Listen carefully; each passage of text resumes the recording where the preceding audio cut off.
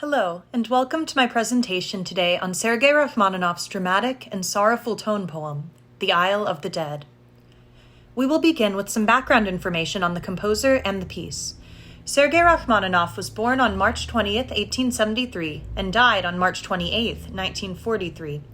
Rachmaninoff has been hailed as the last great figure of Russian Romanticism, and was one of the great piano virtuosos of his era. This symphonic poem, Isle of the Dead, was composed in 1909 after Rachmaninoff viewed a copy of Arnold Böchlin's painting of the same name. The version that Rachmaninoff used was in monochrome, and the composer later admitted that if he had seen the painting in color, he likely would not have composed the work. This piece begins in A minor with a short introduction leading into the primary theme, or theme 1. At measure 98, it moves into theme 2, characterized by sets of 3 staccato notes. Measure 115 begins a B section, switching to the key of C major and a new theme of rolling eighth notes.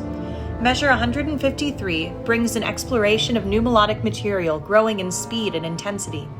Then, from measure 198 to measure 202, there is a short transition into the C section in E flat major. This section brings us back to the rolling strains of our primary theme, before moving on to new material at measure 217. Measures 231 to 234 are another short transition into the D section in A major. This A major section holds 2 thematic moments, one sweet and flowing, and the next powerful and dramatic.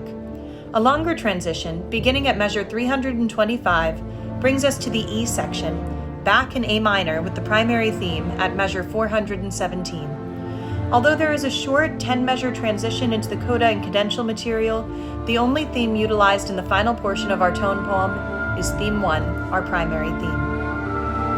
Rachmaninoff utilizes the chant motive of the Dies Irae throughout his work, weaving it throughout instrumental lines and keys. This chant, meaning day of wrath, day of mourning, thoughtfully reflects upon the story of the painting and the piece, souls on their journey into the underworld for judgment. Listen for this motive hidden within the piece.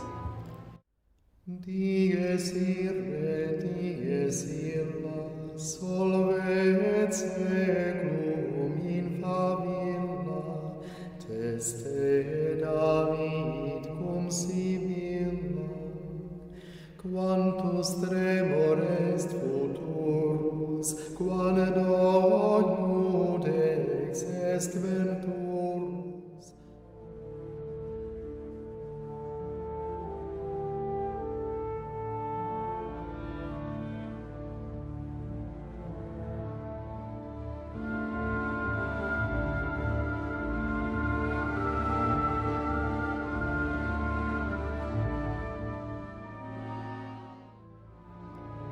One interesting compositional moment in this piece is the small section between measures 374 and 385.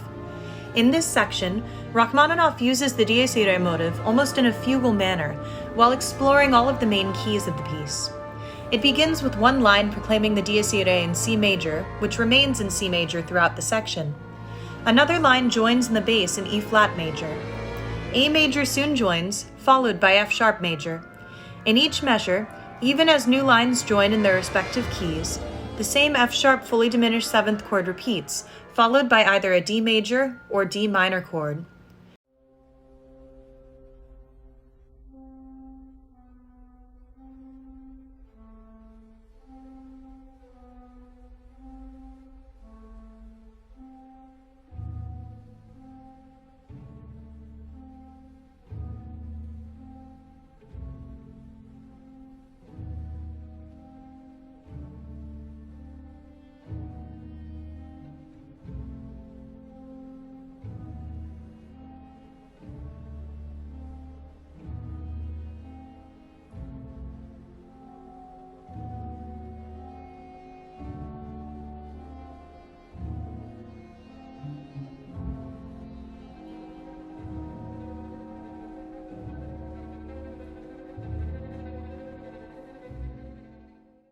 The notes of the F sharp fully diminished 7th chord, F sharp, A, C, and E flat, are also the primary keys used throughout the entirety of the tone poem.